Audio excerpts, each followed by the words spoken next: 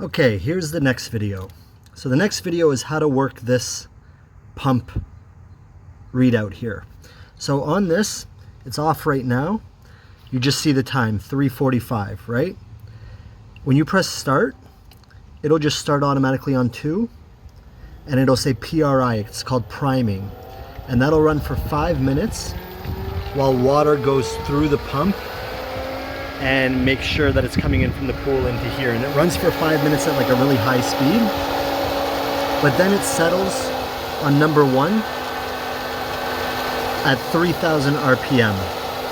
And every single morning at 8 a.m., it'll start off on number 1, then go to 2, then go to 3. And number 1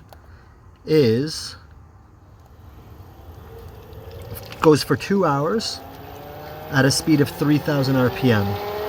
And then after 2 hours, it moves to number 2 at a speed of 1160 for a duration of 10 hours. And then it'll go to number 3. Number 3 lasts for 2 hours at a speed of 2200. So if you don't touch anything at all, and this is still on, at 8 a.m. it'll start at number 1, then go to number 2, then go to number 3. But in order to run the heater, it needs to be going at 3,000 RPM.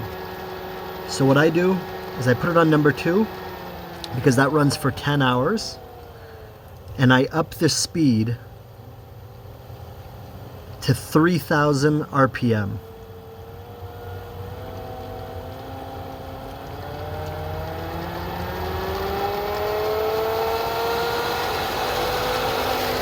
In order to run the heater, it has to be going at 3,000 RPM. So that means it's a lot quicker. It's like a safety mechanism.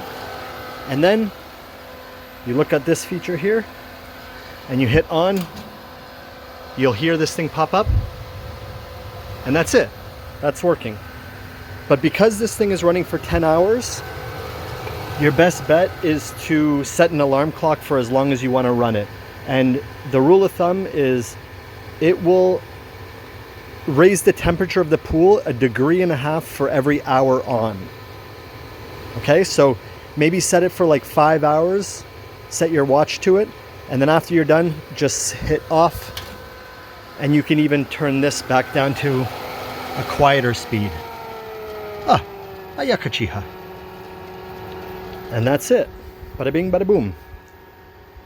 If this thing doesn't start at 3,000 RPM, then the best bet is to just let the filter run at 3,000 RPM, let it catch up some water, and just try it again in 1 more minute.